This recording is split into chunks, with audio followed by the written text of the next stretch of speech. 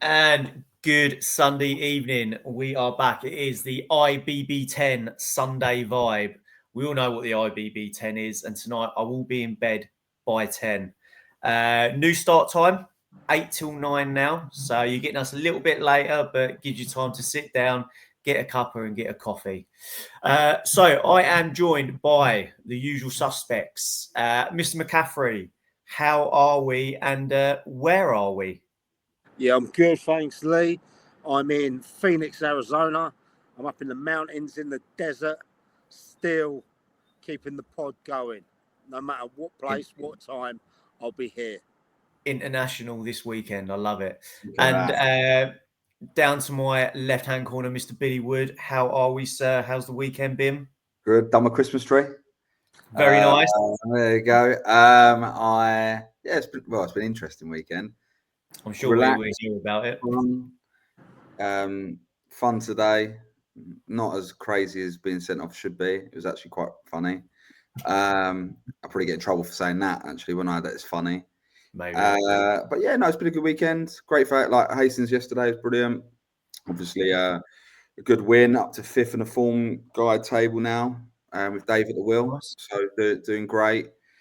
Today was like we'll talk about it in a bit, but yeah, we killed ourselves.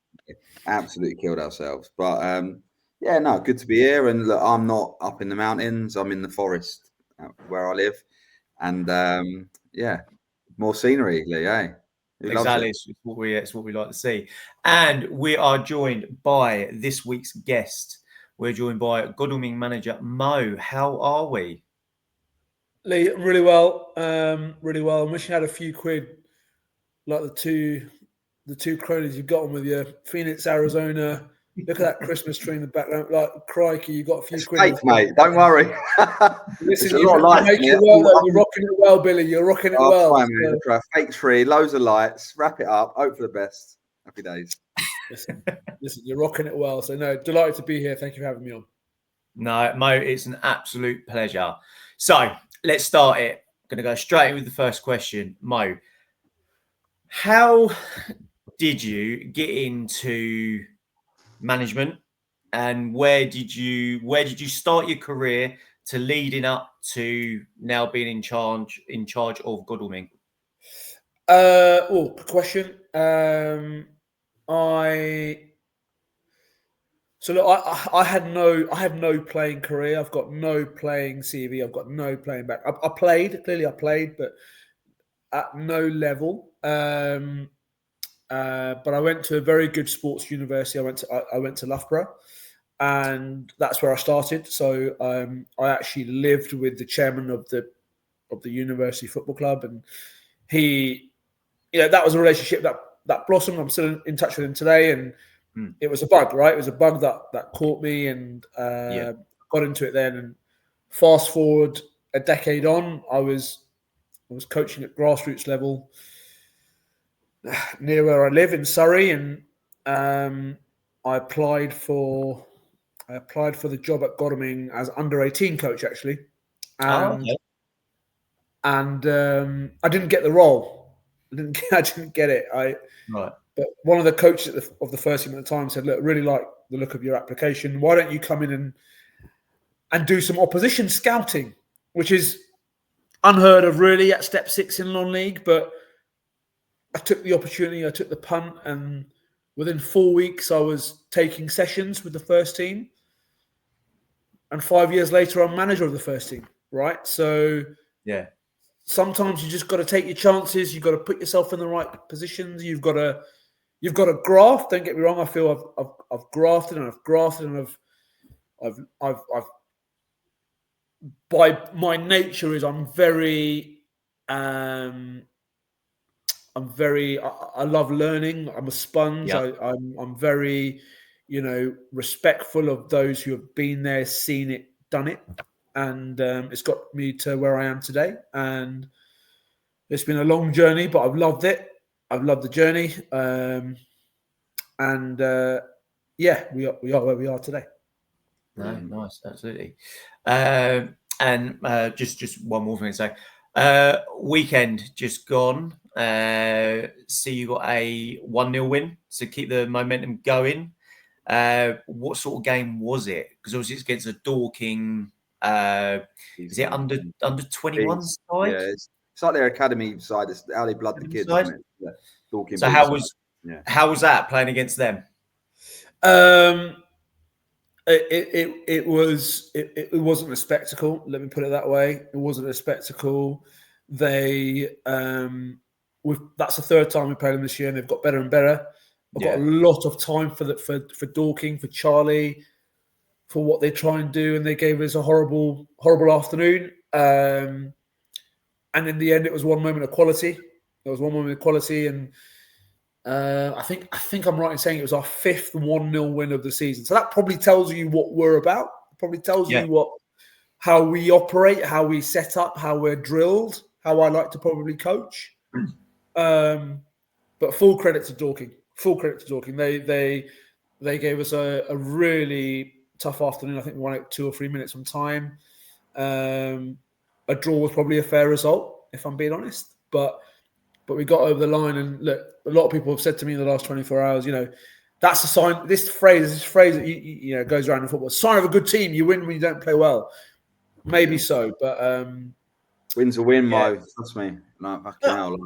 Win's a win. Absolutely. And if I can rewind, I don't know if you guys know, but if I can rewind the week back, last Saturday we were at Reigate and we were 2-0 down after 30-35. Absolutely under the pump from Dale, and who I've got another guy I've got a lot of time for, a lot of respect for. Under the pump, we're 2-0 down, and we won it in the last minute 3-2. It's resilience. Tuesday night, we're at Billingshurst in the League Cup quarter-final. We're 4-0 down after 25 minutes. Oh, yeah, I saw this. And you're thinking, right, can the ground open me up? And you just want to get out of here. Yeah. And we ended up winning it on penalties, right? So the group that I'm lucky enough to have has oodles and oodles of fortitude, of resilience, of desire, and so actually a 1-0 win maybe in lots of ways was quite nice just to not to have the nightmare that we've had in the last week. But it like Billy said, good win, a win that just keeps our nose in front of the chasing pack, and we'll take it. Yeah, nice. End of the day, isn't it? I think, look, Mo, I was going to jump in here. I think if you look at what you've done, like obviously I come across you last year. We had a good chat. We stayed in touch and obviously went to Lansing as well. And I think the one thing when I looked at your side, not just when we played you, but other teams played you, you were very, very hard to score against, very hard to beat, right? When you went into last season and obviously did well, but didn't go up. Going into this year, knowing that people will know about your players, know what you're about as well. So there will obviously be sometimes there's obviously people take your players, sometimes even yourself as a manager / coach, you could be looked at as well by other teams. What was it in the summer that you sat down and thought, right, we did really well. We probably performed better than people expected us to this year. We had an okay budget. Obviously, I'm not going to share on here, but me and you shared what our budgets were, right? And we were very open about that. You did really well last year with an okay budget. What made you sit down in the summer and think, right, okay, this year? Because by the way, and I don't want to jinx you, you're absolutely fucking flying, and it's great to see. It's always good to see good people win. So I actually look out for your results every week and see how you get on, and it's lovely to see you kind of still always churning, no matter what, always churning these results. What is it for you, though, going back to my question, in the summer you sat down and went, right, this is what I need to do to make that next step, having that patience and knowing that didn't do it myself this year, what am I going to do next year? It's a good question, Billy. So if you look at the current top 5 in the league, right now as things stand, 3 of that 5 were in last year's playoffs. Yeah, right. Ourselves, Infinity, and Arundel. So when we sat down and looked at it in the summer, the absolute key thing was retention and stability. Those are the 2 words I'd use. and we kept hold of 98, 99% of the squad. Brilliant. Everyone understood me. I understood them. And it was, look, you can never do the same again because football moves forward, opposition teams move forward. But we were very confident that if we did 9 out of 10 things the same, would be there or thereabouts. Now, we've brought in 1 or 2 that have really helped us, that have pushed us forward. But to directly answer your question, Billy, and I think this is really important for me to transmit, for Moshe as a coach. I've said this to Mike before. I'm not afraid to lose. Win, lose, or draw, it's football, it's life. Yeah. And I think we have a culture within our changing room, within our club, that if you do the work, if you prepare, if you're humble, if you're honest, if you graft, you'll eventually get your rewards. Yeah. Right? And look, we're still a long way from getting our rewards, but we've kept that on from last year. We've built on it. And like I say, I'm not afraid to lose. I'm not afraid to get beaten. It's okay. It's life. It's football. And I just think sometimes in football, especially at our level, teams can get hung up sometimes on. You can get caught up in your own importance, and we try not to. We try not to do that. Do you think it's for us? Yeah. Sorry, Mo, to cut in. Do you think with that, because losses, the first people think about, and I've been very guilty of it, and Mike maybe as well, is like, oh, okay, I'm going to get battered on social media. Like, am I going to get battered? Like, what are they going to say? Like, when you do lose, right? Because look, we've all won games of football. We've all lost games of football. It is what it is. It's part and parcel of it. But do you think that sometimes that ego a little bit is because how toxic sometimes like social media can be in Sussex football? Like it can be a fire, like whether it's the fake accounts, we all know they don't really mean fuck all, or it can just be the snipey people who say things like myself. Like I'm always quite outspoken as well.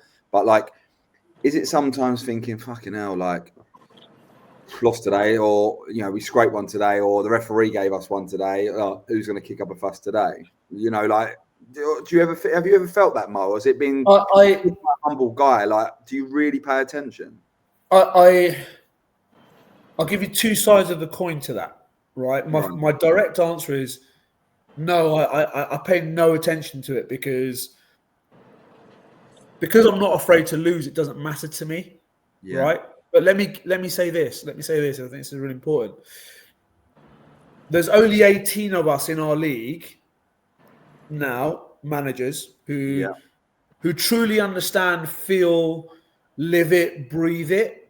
And my only empathy is to those 17 others that are my colleagues. Yeah. So I'll give you some examples. Like when you were going through the nonsense of going to Lancing and all that stuff that was going on. Yeah. The only thing that was going on in my head was, how do you know what's going on in Billy Wood's head? He's the gaffer. He lives his life like only 17 or 18 other guys in the league can understand. You don't understand it. There's no chance you understand what Billy Wood, the manager, is going through. So if he's ambitious or if he wants to go up a level, how you can't empathize with that. I can empathize with it. I go through the same things that you were going through at the time. Let me give you another example. Craigie Stewart, top man, right? Top manager, top human being. We played them this year, and the day after, he relinquished his role or he was sacked. I don't know the ins and outs fully, but I spoke to him, and Craig was upset, right? Because he'd given everything to that club, and in my mind, he was ousted by something that was bigger than him. That was wrong. So he, as a person, as a manager, can say, actually, I've been done by the external noises, and I think that's wrong because, again, I come back to it. Only 18 or 19 of us can understand truly what it's like. And I'll give you one more example because while I'm on a roll, right? And another manager that I really respect and I think he's doing great things, Tommy Haddon at Ringmer, right? And I know he's got the YouTube, the Instagram stuff and the TikTok stuff, but only he understands his pressures. Why is he not allowed to be on social? Like, he's going to get shot for it, and he does, and we speak often. But I guess my message here, Billy, to your question is, us 18 or 19, we bleed it, we live it. Our families, our partners live it and bleed it and feed it.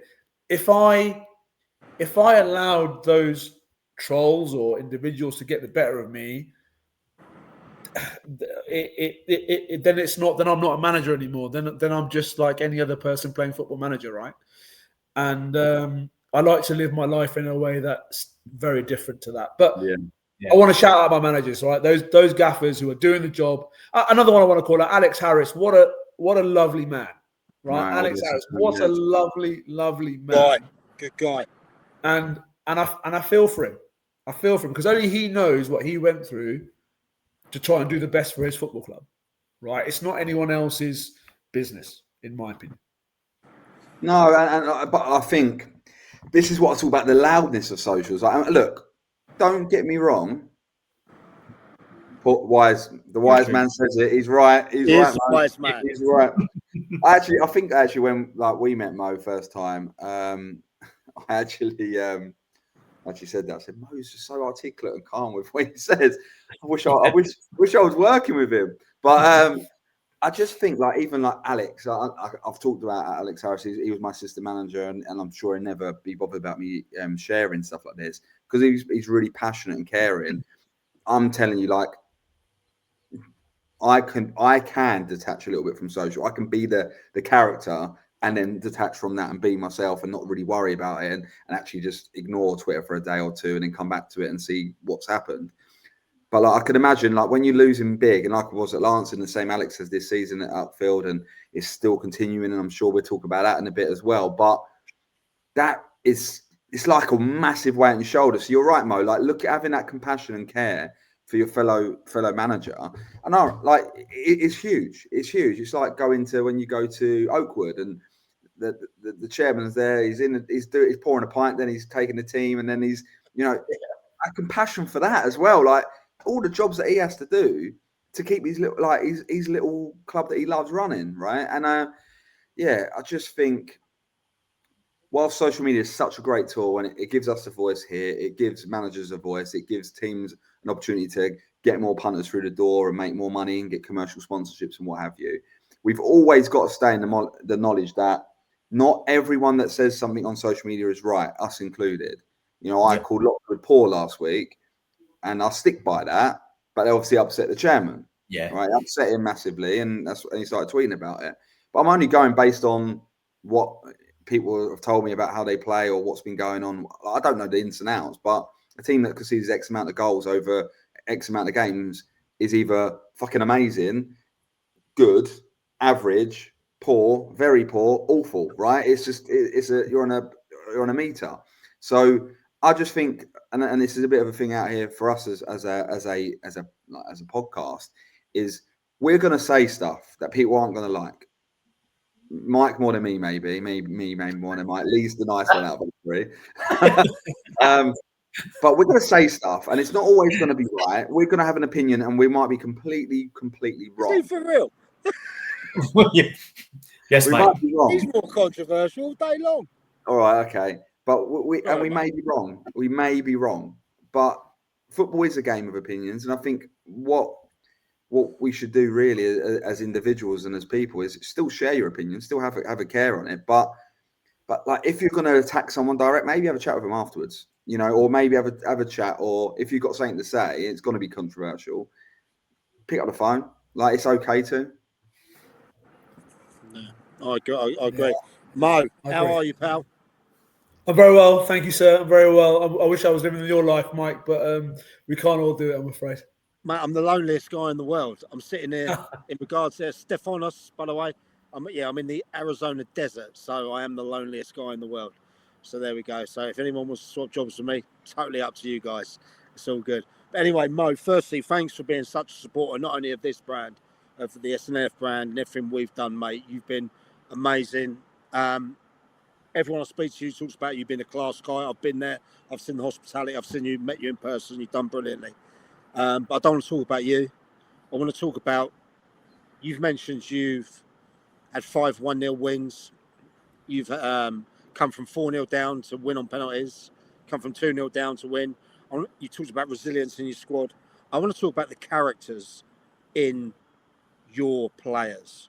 What did you look for to go and get that type, that squad, that team together that grinds out these results, that sits you on top of the league with what? Was it now 55, 56 games and you've only lost 3? Is that right?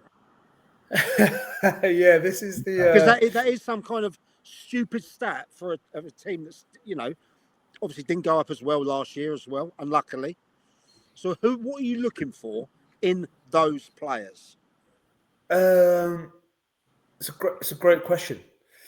It's a great question, and again, I'll answer it in two facets. When I got the role, when I was lucky enough to get the role last summer, I looked at who we're facing. So I know Wisey's popped up on here, and Wisey's another one I've got so much time for, and I played against Wisey's teams before. So I'm looking at right, what do I need? I need a group that's got three ingredients, right? 3 ingredients that I'm looking for.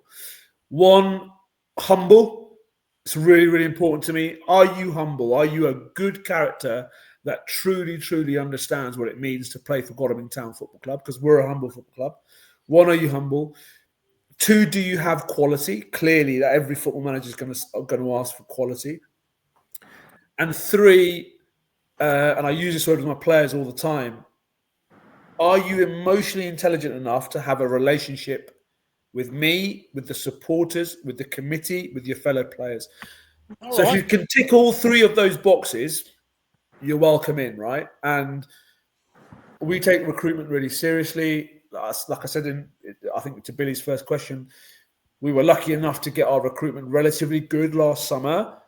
We've retained most of that group this summer. We've added 2 or 3 who have just given us a little bit more. But it's those 3 things. And I like to think that those 3 reflect me and the management staff that run through brick walls for me as well. Football is it more important how they represent themselves in regards to the philosophy that you want as opposed to the end result? Neither, Mike. I would say, actually, I'd strip it back one more. If you are unable to represent yourself as a good bloke, you're not for us. I like that. Right. I can't stress enough, like, it's so important to me. I'd rather lose than have the name that Mo and his mob are a bunch of what. I'd rather lose. Yeah. Right. It's so important for me to win in the right way. Right. If we do all the things, if we win in the right way, fantastic. And when and if we lose, the same. Like, and some people have said to me in the last year, like, "Oh, Mo, that's nonsense. You're not part. That's not football." And I beg to differ. Because I believe it can be done in the right way. And for me, the right way is to have a bit of dignity, have a bit of class, have a bit of substance. You know, if you lose, take it on the chin, man. Like, you're a man, take it on the chin. Why have you lost? It's down to you. It's not down to anyone else, right? So all of these things are important to me. I do love that. And Mo, I'm going to put you on the spot now because I've got to go to the little boys' room because these Phoenix beers are going through me quick, right? Who's the top 3 threats to your league title? Who's the top 3? Look, I'll be as honest as I can. The best footballing team in our division are Billingshurst. Eddie's done a brilliant job with that, with his group, and he's also excited, isn't they? Going forward, and he's a gentleman, by the way. Like, he's an absolute gentleman. He's got a great coaching staff. He's got a great team. They embarrassed us on Tuesday night. Embarrassed us. They pulled our pants down, right? How did you pull that out of the bag? How did you do that? Well, I've got to say, so look, they had a man sent off after 25 minutes, and that helped us. And then we knocked on the door, and eventually we got in, right? But they're a fantastic side. I think they're better than last year. Infinity, Sean is an experienced man. He knows what he's doing. He's clever. He's smart. They've got an all-court side, I like to call them. They'll play. They'll fight. Yeah, they'll go long. They'll go short. Very, very good side. And the third one I'm gonna go for. You three might disagree because I think Arundel. I've got a lot of time for Arundel and Joss and what he's doing there. I think Worthing have got great young side, but there's one in particular that I have to call out, and they always have a right good go at us, and I've got so much time for their gaffer. Is Reigate Priory? I love what they're doing. I think he's got a brilliant squad. He's got no budget. I watched the podcast he did with you guys, and I didn't even know. I speak to Dale quite often, right? Even I didn't know that they've had to prove that they're going to be self-sufficient, and the club's relatively hands-off in terms of them trying to achieve stuff. So when I look at Reigate, I've got the early utmost admiration. I went to school in Reigate, so the town has I have a love for the town. But Billy and Infinity, I'm looking at them too, and I'm thinking, crikey, if we can finish above you, I think we'll be okay. Wicked. Well, I'm going to pass you back to Lee now because otherwise I'm going to have an accident. Go on, Mike. Piss off. Yeah, go on. Goes to America and he goes for a week. Look, it's just I know, ridiculous. Never does it in England. No. Mo, so looking this season so far to looking where you are now, top of the table, was there beginning of the season, was there talk of we're pushing for promotion this season, and where you are now, is there talk of it, or do you not talk about it till you're closer to the end of the season, so it doesn't affect the players so much? I think that, look, I'd be lying, and any manager who's in this position would be lying if they said there's excitement around the football club. Of course there is. Of course there is, but there'll be excitement around 4 or 5 other clubs as well, right? Because we're all in a really good position when it's coming to probably the halfway point of the season. So is there talk of promotion? No, because we don't talk about it. We talk about our aims and our ambitions, but we don't talk about promotion because we have no right to earn. We have to go and earn it. And again, alluding to a little bit earlier in the conversation tonight, look, we had a really good year last year. We were picked to the post by 2 really, really good football teams. But it would be wrong of us to not think that we're close here. We're close, and we've got a plan for the next step. And yeah, absolutely. When we reported back for pre-season in June or July, whenever it was, yes, absolutely. The players and the coaching team and the committee and the supporters, we were all unanimous in terms of, yes, we are going for promotion. That you can't lose in a playoff semi-final on penalties and win 82 points. I think I read somewhere. I think 82 points is the highest ever return in this league of a side not to get promoted, which shows you, by the way, how good Seaford and Forest Row were. 2 really, really good sides. Yeah. Like we make no. We're not shy about the fact that our ambition is to be better, is to go up, is to do bigger and better things. But we've got to earn it, right? Because as the league, you guys have discussed it last few weeks, there are some good teams in this league, full of good players, full of good managers, with some good budgets as well. Let's not, it's not a dirty word. There are some good budgets in the league, and we're going to have to be good to come out the right side of it. So no problem with that. No, nice. Bill, got any questions for me, for Mo? No, for me, it's simple, Mo. Mo, you going to stay on with the other talk that we do, like the other bits and bobs, or? Yeah, I'll stay on and have a listen and see if I'm happy to contribute. I will. Yeah, absolutely. Yeah. Look, for me, Mo, I love you. Like, even though you're top of the table, you're just cracking on under the radar, and it's fucking brilliant, right? Just carry on doing what you do, mate, and carry on driving it, because I think you're a good example to people that think they think they've cracked it, right? You've always been quite humble, worked on what you ain't got, you always ask the right questions. Like I think you're a top guy, mate. And even Giles, he said he saw you having reffing at Tooting and Mitcham, which cracked me up. That was brilliant. And look, I think for us, I think it's great for you to be on it, like come on here and share. But I think we should bring Mo back on the end of the season if it goes the way it does. And then get that scoop, and when he goes and wins the league. Yeah, and then when he touch wood, like everything for you, Mo, right? That you get the job done. But if that happens, then I love to do like a deep dive into your season with you, like what you had to like. So there would be moments of desperation. There'd be moments, even if it's all going well, there's still those moments of. He doesn't blow up though, does he? What's he that? Never blows up, does he? He doesn't get rattled. No, what, like me?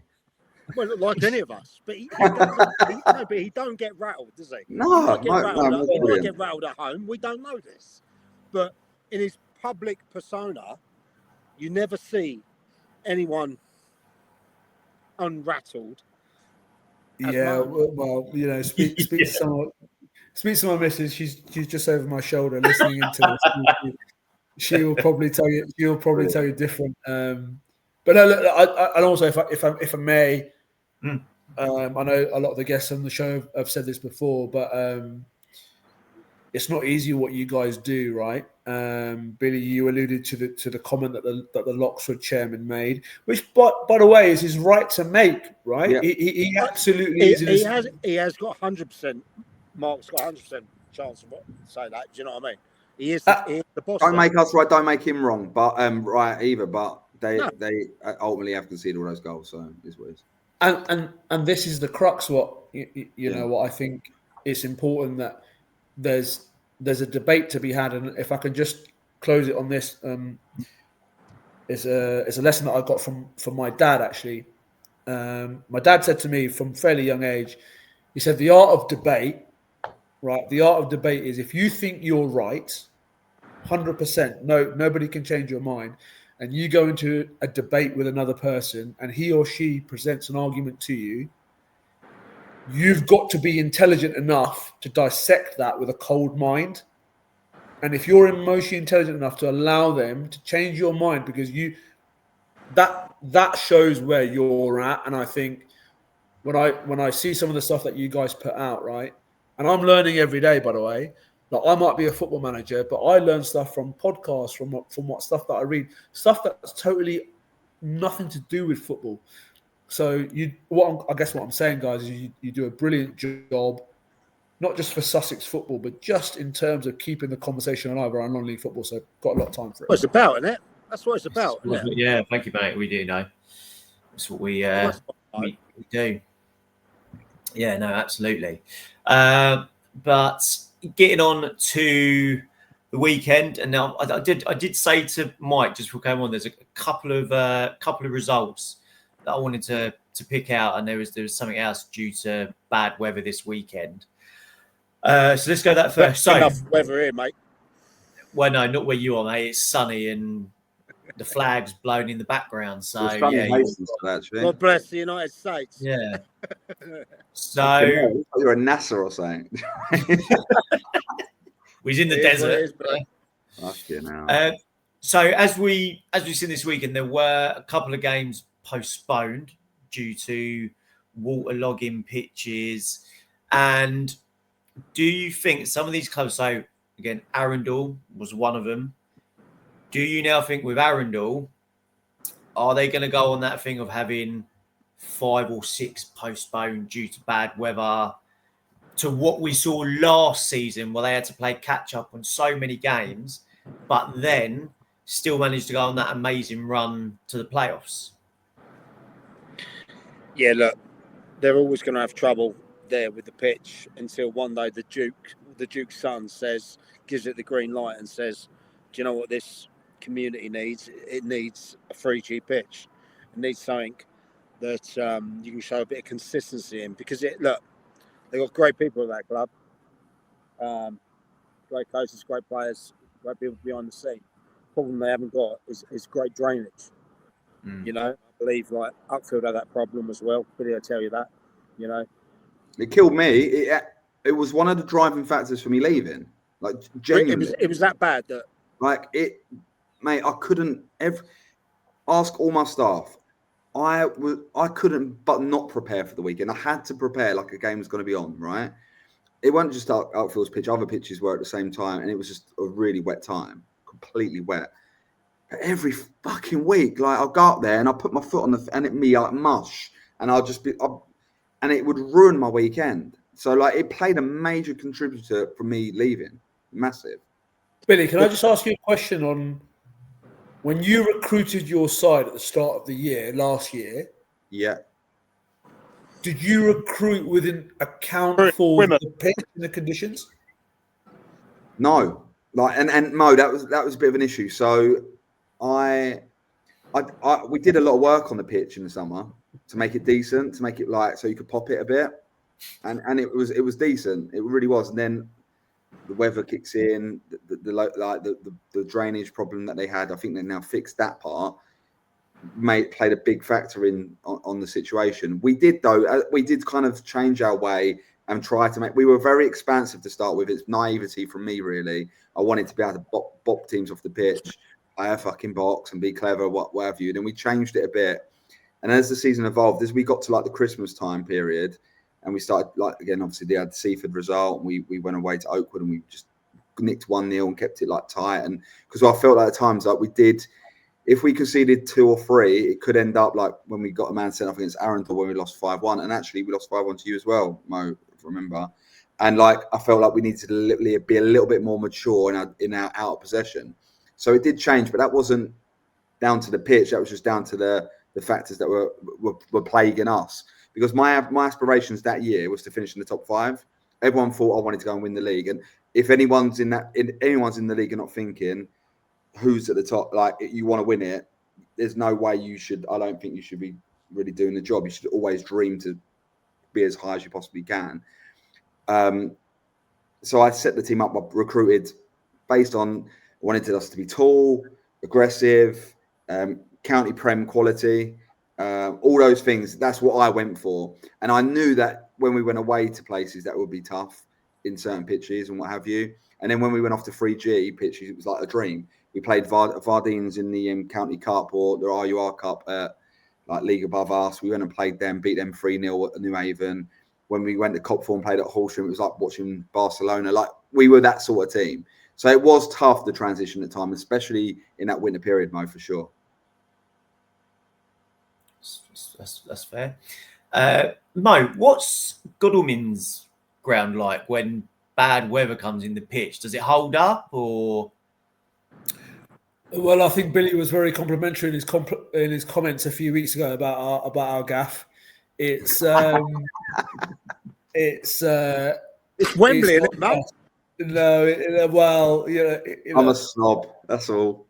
Look, it makes me laugh, and I know a few of the guys that are commenting in the chat this evening.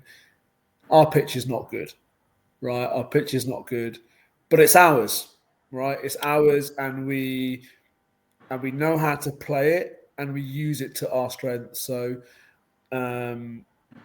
it's never going to be conducive for flowing, attractive football. And quite often, I love it when you turn up on a Saturday when you're at home and you see an opposition player or coach go out there and go, "Oh crikey, this is that." 70% of the battle done, right? They don't want to be at our gaff. No problem. We'll have a right go at you. So that probably gives you an idea of what our pitch is like. I love that. Wait, Bill, are you going to answer that comment?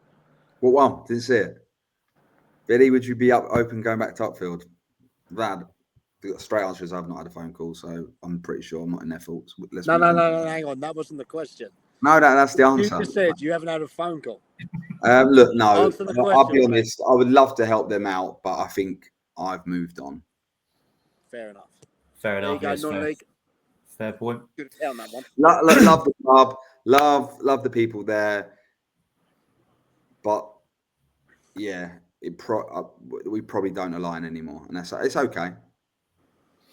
That's fair enough. Shut up, Gilesy. Move on. Barcelona, big time. Project Wood. Another point I want to do this at the moment is Harrison Vardinians were able to keep Haywards Heath to a 1-0 win. Yeah, but look, I wouldn't read into that too much. It's hard down there anyway, playing, isn't it? And Haywards Heath are a playing side. They got the job. Like sometimes, especially at the top, Mo's found this year, winning 1-0. You just got to get the job done. Some places you just got to go get the job done. It's the same. It's the same argument when you say Stenning only beat Shoreham 4-0, and people go, "No, it's a great result for Shoreham." Whoever will tell you what happened that day, whether they say it was valiant or what, they still got pumped, right? So, I just think we sometimes read into that, like for example, when I was at Lancing, we got beat 9-0 by Beckenham, but lost 1-0. Yeah, beat 9-0, Bill, did you? Yeah, 9-0. 9-0, Bill. I would never have known that, mate. Never. But no, but what I'm saying is, we then played Sittingbourne, who amassed over 100 points. But you got beat 9-0, didn't you? No, we got beat 1-0, right? Oh, so 1-0 by them. But with that, right? I think who am I saying? But we were worthy of a point or even 3. That's football. Sadly, they are champions elect. That's what happens when you shit. You win games. Yeah, I agree with what you're saying as well. They had a tough game against YM midweek as well. Obviously, come on through winners, but you can't. You know, I wasn't at that game. For all we know, they could have had 85% of that game. And good. Or they could have been defended really well away from home and gone and nicked 3 points. And like that's good. Good teams get results. Good teams do that. Yeah, it's what it is. Yeah. I haven't seen a better team than them this year. Not at all. Fair points from all. And another one to pick out, my third and final point, and then I'll let you guys, if you've got anything you want to talk about, is Mr. Lowell Edwards getting another high-scoring game and a clean sheet. So, what was it? He won 7-0 last Friday, and then he's gone and won 8-0 this weekend. Looking at that, now do you think Lowell's now got his team together to what he wants? Or do you think he's just played 2 poor sides? Look. What was the score last week for Uckfield? 9 or 8-0 as well? Was it 9 against 9? I think, yeah. And who was that? That was against Loxwood. Yeah. Yes. End of the day, you got to beat what's in front of you, and that's fair. They went and got an 8-0 win. Great for the goal difference and gets them a little bit further away from the drop zone. But Uckfield, would you be going back to Uckfield? Well, look, the fact is, I fear for that club massively. You've got seems to be got some really good players playing for their second reserve team, which, by the way, when I went in there, I didn't want a reserve team for this same factor, because you get social players that won't then step up. They're good enough by not stepping up, which is rubbish, in my opinion. It's fucking bullshit. If you're good enough to play county football, like, now I want to play with my friends, you're just giving them an excuse, right? By having a second team. It's a social team. It's rubbish. That's my opinion on it. And again, I'm going to get shit for this, but I'm going to say how I feel. You've got players like Mitch Pope. What are you saying? You're saying there's players playing for the second team that are not playing for the first team, which is mental. Like, you've got players like Mitch Pope, and he's obviously probably and he's a lovely lad, by the way. It's not a knock on him. He is such a cultured player. He was at one of our older players that played 23s football last year because he couldn't overcommit and whatever. He was a little bit unsure if he was going to play for the first team, whatever. But he was class. Great left foot on him, unbelievable. There's probably a few others like that are playing for the seconds, and they're winning 6-2, whatever. They're going to win games of football, and then you go, great, it's all well and good, but you're playing Mid Sussex Division 1. Like, test yourself, lads. Like, what's your views on that, Mo? Mo, what's your views? Do you have like a second team or 23s like that? Yeah, we have a 23 side. Do you control who gets picked over there? Yeah, so I'm fortunate that I have full running of how football operations at the club, and that's probably a different debate around how a club should be run from a football side. Because I remember, I think Giles, he said on here a couple of weeks ago that he runs the whole thing from. And I think that as well. I think the gaffer has to. I think the first team manager has to run the first team, the 23s, and have an input into the 18s. I agree, and I've got to say, I also agree with Bill. I think it's probably a symptom of part of what's wrong with your club if you've got guys in the second team who, for whatever reason, are refusing to play for the first team. That's a problem. How can you sell it? Right, say this happens. Upfield get relegated this year, right? They get relegated into intermediate football, away from senior football, and their second team win their Division 1 or whatever they're in. And how can you celebrate that as a football club? Yeah. Agree. You can't. You you've got to be aiming to play for the front side, or you shouldn't be playing. You shouldn't play. That's my opinion. Look, what that shows is you've got two teams in one club. What you should have is one club. Forget how many it should be one club. Yeah, 100% you should. And that's why we put in the first team 23s, 18s model, because then we had the 23s. The lads that were too old for the 18s could step into the 23s, or the reserve team players who weren't ready for the first team could still have someone to play football at Outfield and then play other football at the weekend on Saturday elsewhere. Then you had an opportunity for first team players that aren't getting enough minutes to then step into the 23s to tick over and keep their minutes ticking. The 18s to test them against a few men. Then you had players coming back from injury that could go and play. And it was just a lovely mix. Like, they've got rid of it because obviously they don't agree with it. So I guess I was on my own thinking that was the right thing to do last year, because as soon as I walked out the door the next year, they completely changed it. Right. But all that does is it turns into a social club. Yeah. Oh, Uckfield players need to play for Uckfield. Well, do they? Well, Uckfield is a senior football club. That should be the element. Like it should be like go and play for Ridgewood, or go and play, like, if you're a park footballer, you go and play for bloody I don't know, Three Oaks, whatever, I don't know, somewhere local. Nutley. Play for Nutley. If you're a mid Sussex level football player, you play for Ridgewood. If you're good enough to play for Uckfield, which is only step 6, it's not a massive jump, you play for Uckfield. But then don't just play for Uckfield because you live in Uckfield. So we need to set up a second team or a third or a fourth or a fifth. That's in my opinion, that's pub side vibes, right? That's what it is. And again, I am a bit of a football structure snob. So I feel it should be this way. I might not be right.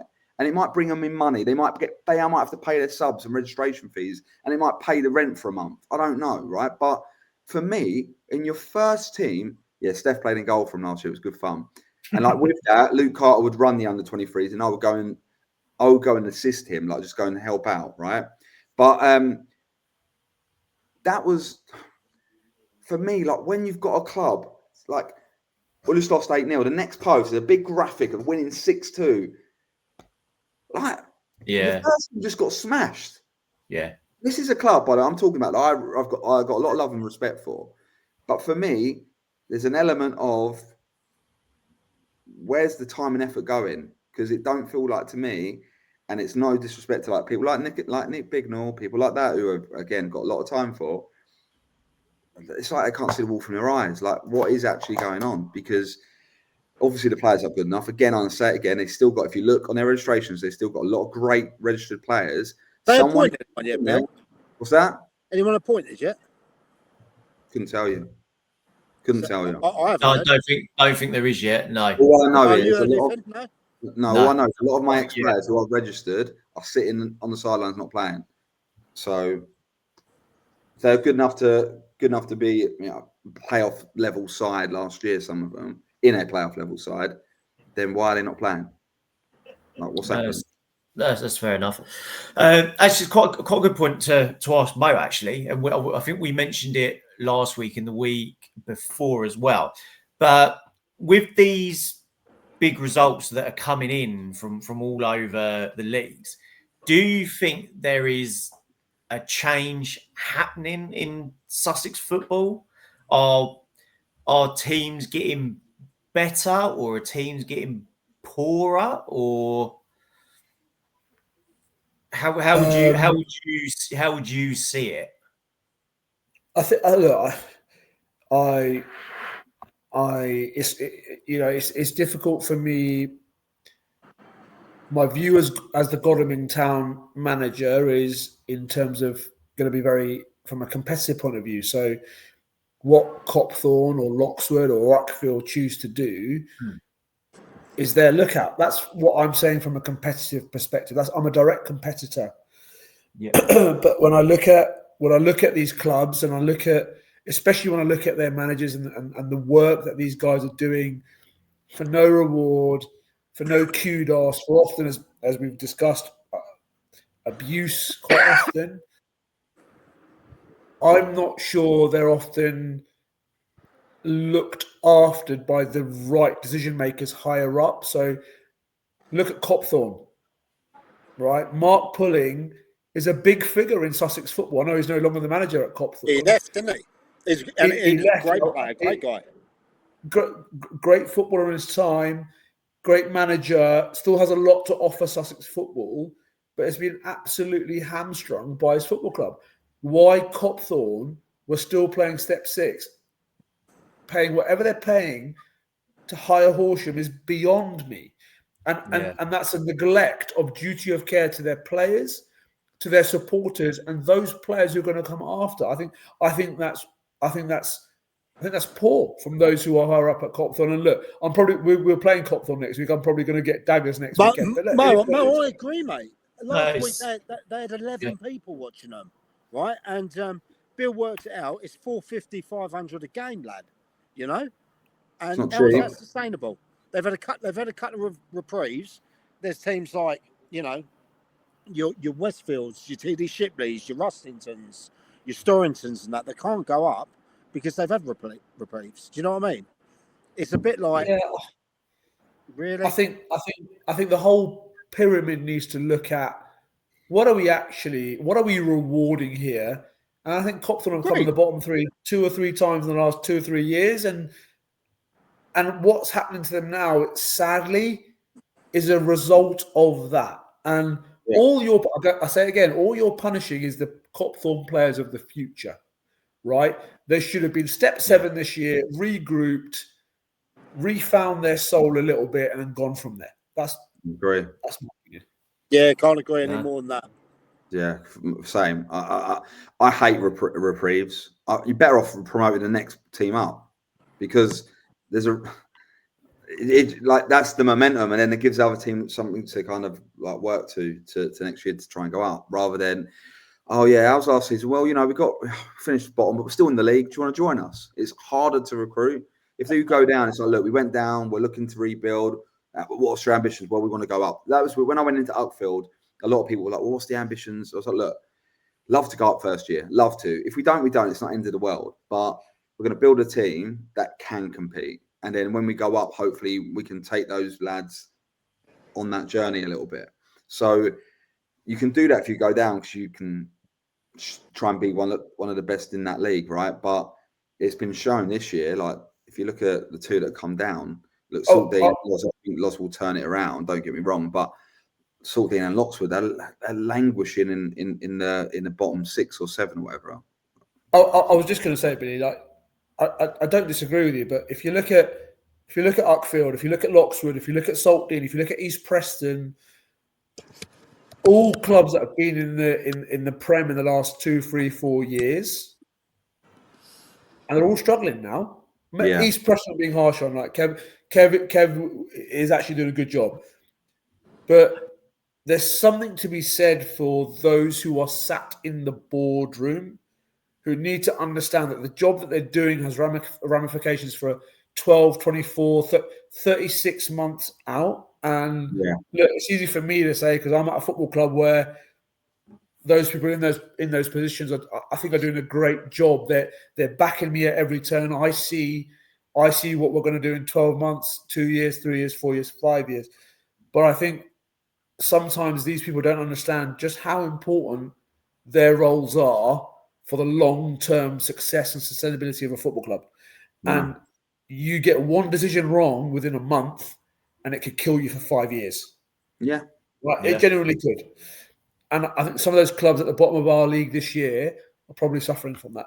Yeah, well, what's going to happen? What is going to happen? Like, I don't know this because obviously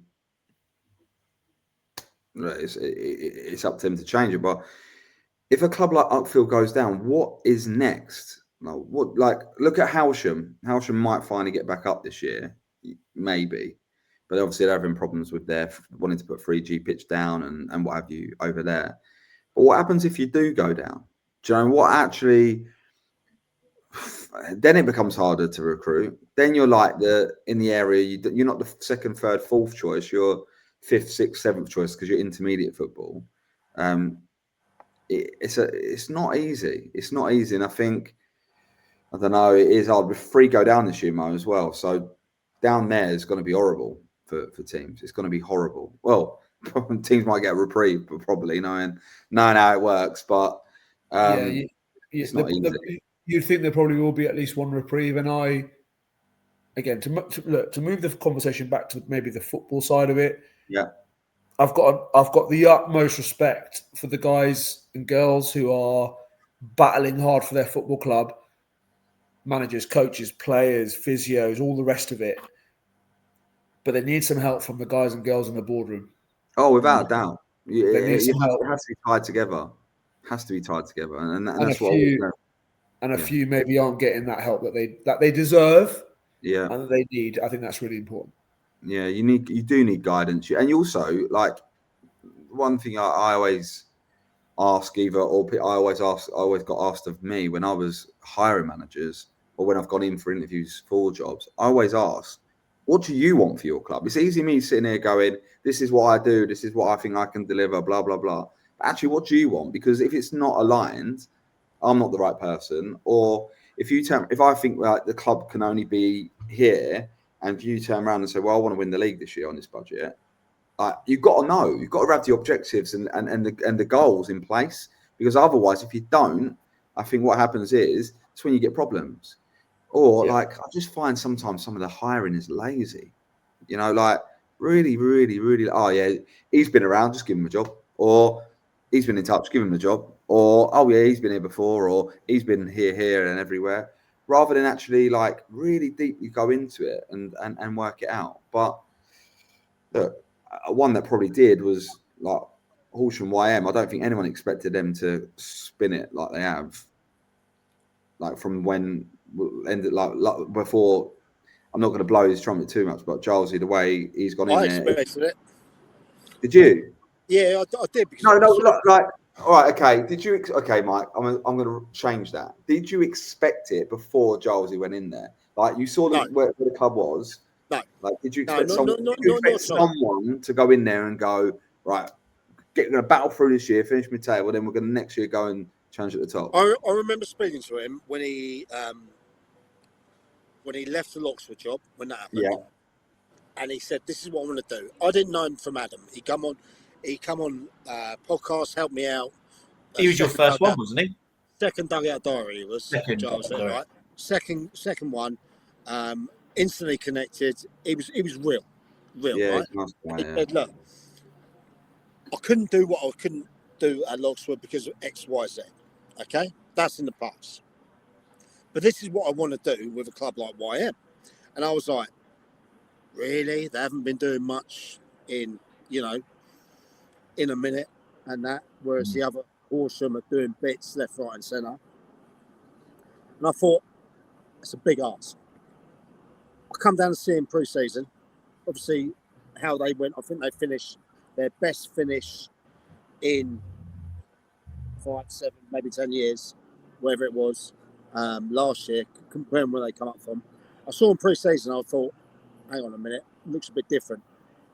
How they recruited and that. They played against Bromley, albeit like Bromley. I was at the game. Yeah. I was at the Bromley game, yeah. And it was like 6-7-0, something like that, off somewhere. 6-0, yeah. And I thought, and I remember saying, don't sleep on them, yeah, because they'd improved so much. it wasn't until I went away and actually saw the prep, the scouting network, the itinerary, everything they do behind there, that I thought, hang on a minute, they're trying to take it to a step 4 level. Yeah, they are. 5, yeah. Okay. Can they sustain that? They can probably sustain that, but then they're going to need backing from the club. I mean, financially, there's no point beating around the bush. They will need a lot of financial help. But like even 100%. 100%. At the moment, though, like Horsham are very disliked in Sussex football. But if teams are disliked, why they decide? Are they doing something right? Are they getting up someone's back? Do you know what I mean? And no, I know it, but like I kind of feel like it's not really their fault. Like the Forest Rose thing, 2:00 kickoff. Then this week, 77th minute, and the floodlights. The lights go out. Right? I feel like it's just. I feel like a setup. Jeremy Beadle's going to jump out at some point on Giles. Well, there's one up. Oh yeah, did he have a little arm? Yeah, a little one like that. Did he have a little one? I just feel that's going to happen because, like, it just. What's next week? Next week's going to happen. Lino's going to go down with cramp. Right? We're going to go. Can we have a linesman? Look, I love all of us going to step up. So I love those Horsham boys. Yeah, look, and look, they've had a strange run over the last few weeks. Yeah. You know, from their end, they're probably thinking, hang on, the world and his wife are against us. Do you know what I mean? Yeah. Probably every other else's end, they're like, fucking deal with it. I want them to do well. I like that. I like what Giles is about. He's honest. Like he's proper. Like, you've got Mo, who is like, you know, no one speaks bad about Mo's the same. And then you've got Gilesy, but they're both like they both say it how it is. Like they're both winners. It's a different, It's a different way, but they're the sort of people that you want to kind of converse with because they are. And he's right, but no one likes you, Gilesy. It's fine. Yeah, that's right. You're more hated than me. To be fair, the YM admin is, and I know the admin is. He's pushing for admin of the year because he's stoking up.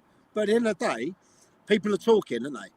They're talking about the Stennings. They're talking about the Hayward Chiefs. They're talking about the YMs. They're talking about the Godalmings. They're talking about the Infinities.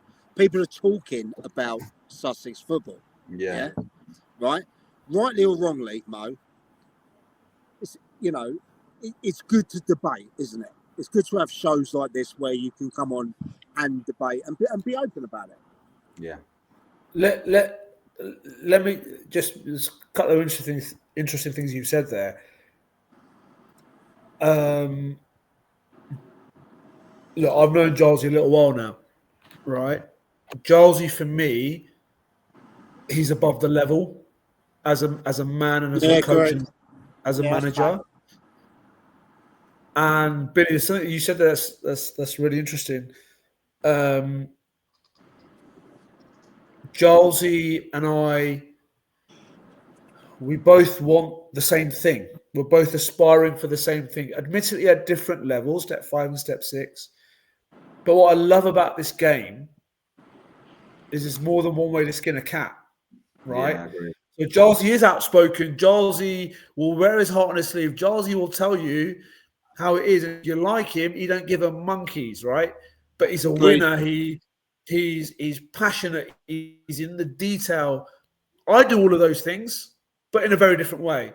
And ultimately, going back to the rationale behind this podcast, is that's why we love the sport, right? Because you've got different characters who ultimately want the same thing in football, is to win. That's what we do it for, to win. But there's different ways of doing it, and that's the debate. That's the conjecture. That's why we love doing this, right? That's why it's fun. So, yeah, agree. Exactly that. Lee, not 10, but we're over our hour slot. And I know you've got to get your shower in, get your PJs on. Is he all right? Sorry. Still got a punch. I've got a bit. I am feeling a bit tired. I'm going to have to do my Horlicks in a minute just to get myself settled. Mate, you're a pony. What the hell is that with you? What? There's 800 people watching, and you're already getting the Horlicks in. You're getting the hot water. He's ready for bed. I've got to get it. I've got to get it prepared. That's the thing. That takes time. I'm getting older now. But no, I've got to apologise, Mo. I'm sorry about this, mate. I'm sorry about it. It's all right. What time is it out there? 2 o'clock in the afternoon. You got the rest of the day. Yeah, it's 5 Yeah. Well, I mean, 5 past 2. It's 5 past 2, pal. 5 past 2, and he's 7. Man United won today. Yes, get in.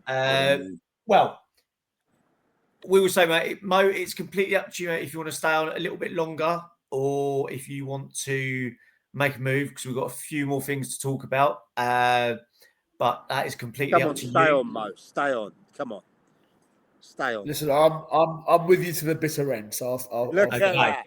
See? Well, that's why nobody hates him. This is a way to bring in. Billy, do you want to talk about your game today and how it went? I've got 4% left of my battery, so 3% now. So we're gonna have to be quick. So my women's team, unfortunately, we lost today in the cup against Hackney. It was our own downfall, if I'm completely honest. I'm not going to put anyone out here, but individual errors for 3 goals. The first was catastrophic, and we started really well, but every shot was at the keeper, and we just didn't. Yeah, I did suffer red cards. Yeah, and then it was fine. We were 3-0 down at half time. It is what it is, and then we come out second half, and it's like, look, for me, losing, I don't mind losing, but if we lose, at least lose with heart. Show that you want to play, show you want to be here. Do you know what I mean? And we went out second half, changed our shape, looked exciting, got one back, should have got another one back, had enough chances to go, to be honest, to draw or potentially even win the game. The keeper made an unbelievable save with 15 minutes to go. Georgia Tibble swiveled and entered the box, bang, had a shot. It was tipped over the bar, unbelievable save. Then about 10 minutes to go, one of our players back to goal, goes to get the ball just before the edge of the box, gets clattered behind in the box. Blatant penalty, not given. End of the game, we've lost 3-1, is what it is. I'm actually not I am bothered. I don't like losing, but I'm not actually emotional about it. I was having a nice chat with their gaffer. Walk over, shake the referee's hand and go, look, ref, you had the better view than anyone, definitely better view than me. Can you just let me know why that wasn't a penalty? And he said, she won the ball. I turned around and said, I get that, but to win that ball, she had to go through her. She clattered her. She went, no, she didn't. She went round her. And I went, that's bollocks. I shook the lino's hand, turned round, red card. It was that simple. I got sent off for that. I lost my head afterwards. I said some things I do regret, but before the red card, I was all right. Bill, did you deserve it? No, I didn't. Would you have given 1%, I'm going to go in if you were reffing? No, of course not. I said it's bollocks. If I said you're a fucking cunt, yeah, 100%. I said it's bollocks. I laughed, said it's bollocks, shook the lino's hand, and then turned around to a red card. It's an ego trip. I reckon you're banged to rights, lad. All right, Mike. Cheers. I'm on 1%, so I'm going to go. All right, gents. Right, but I'll see you all later anyway. See you later, mate. Love you, Bill.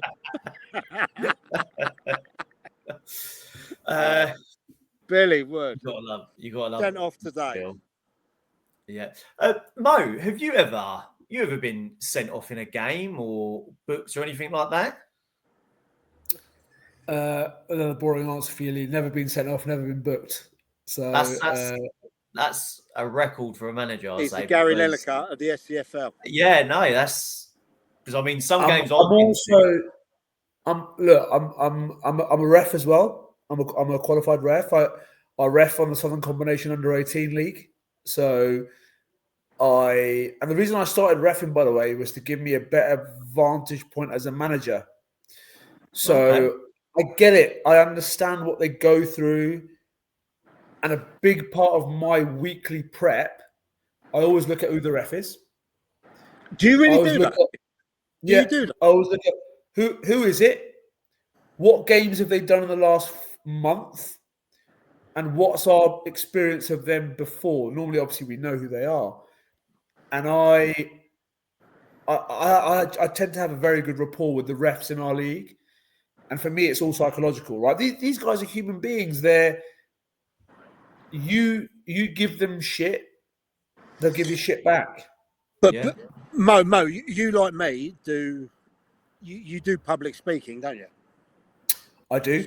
You understand the psychology of how you represent yourself across, yeah? So do you reckon that helps? 100%, Mike. Look, you know me a little bit by now.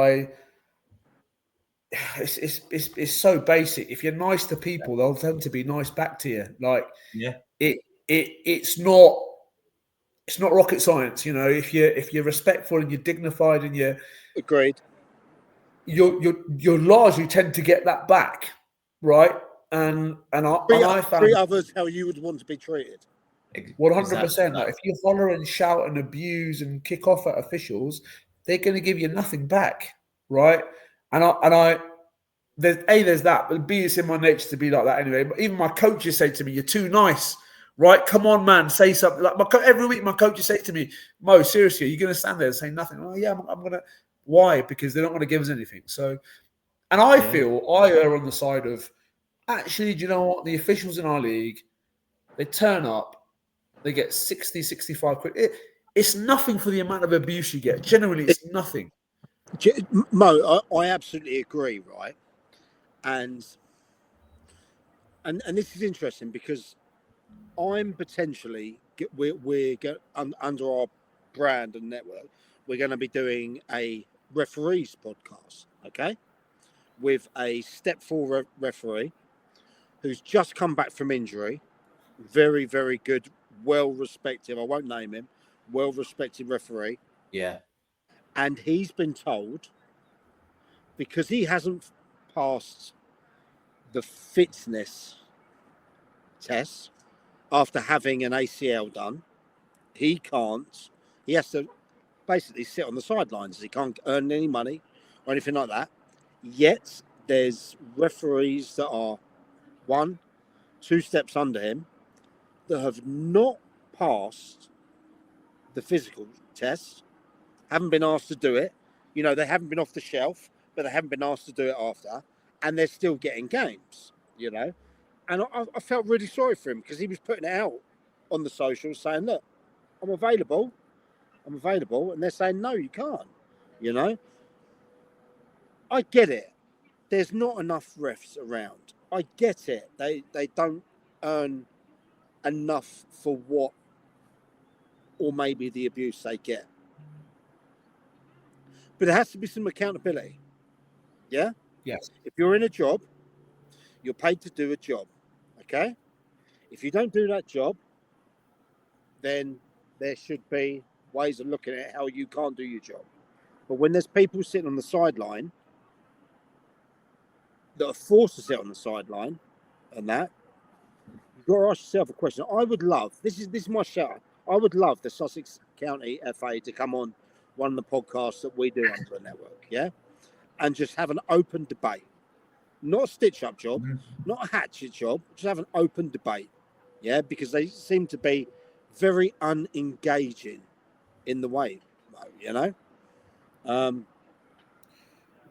think, Mike, you've hit the nail on the head. I think there's probably 1 or 2 refs I could send you away that I think would be great on here, and I think they would come on here. So absolutely, I think that you're right. There needs to be accountability. 100% there does. But I think as a sport, those who are involved actively as coaches, as managers, as players, look, I'm probably going to get pelters for this. That's fine. We've got to look at ourselves first. So when I send my team out, when I send my team out on a Saturday and we don't get a result, I spent 95% of my time in the week after trying to work out, well, why didn't we get a result? Why did my goalkeeper not do? Why did my centre forward not put it in from 5 yards, right? Yeah, of course I'll look at the referee's performance, and of course it's natural, they're part of the game. I'll speak to a referee after the game on a Saturday or Tuesday, whatever it is, and I'll ask the question. I guess all I'm saying, guys, is that look at yourselves first. If you're a good coach or a good manager, you've got to hold yourself to account as well, right? And absolutely.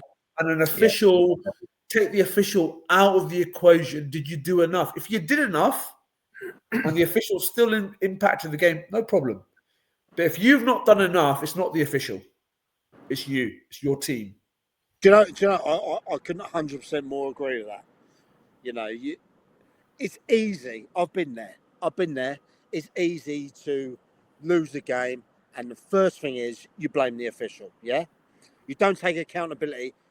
I made the wrong decision. I didn't get the setup right. I didn't think about this pattern of play that was going to happen. Yeah, exactly. It's if after that, if humbly you've sat there and gone, do you know what? I did, but I couldn't influence the decision that they made. Thank you, that they made in there. What have you got now? It's got some olives, mate. You know me. But if you couldn't influence that decision and that was out of your area, and that was a decision that was made out of your control that you think's wrong, that's different, okay? But you are right 100%, Mo. It is so easy at times for the easy blame to be the ref. That is why I'd love the Sussex County FA to come on and just talk to us about the problems you face. Just talk to us about how you judge and review and rate these refs and that, or why some get these games, why some don't get those games. Yeah, be upfront. It's not a hatchet job. We want to be there. That's what I'm saying. But I believe for that it's a closed bag with them, and that is what it is. So, yeah. But you are 100% right, Mo. And these are lovely fat olives. Look at those. You know what I mean? Beautiful. Stuffed as well. Stuffed. As Mike enjoys his olives there, I think what we will do, we will call it there for this week. And for your Sunday vibe, hope you enjoyed it. Mo, just want to say a massive thank you for coming on, being a guest tonight. And as Billy said earlier, would love to get you on at the end of the season, along with two other managers. So we do a big end of season podcast and just go over the season, how it's gone, and go from there. If you're up for doing that, mate. Always support your brand. Always support the work you're doing. Anytime, no problem. And it's been a pleasure to be on tonight as well. So thank you for having me. No, Mo, you are one of the county leagues and Sussex football's good, great guys. A fantastic mind of the game, an absolute advocate of how the game should be played in the right manner before winning.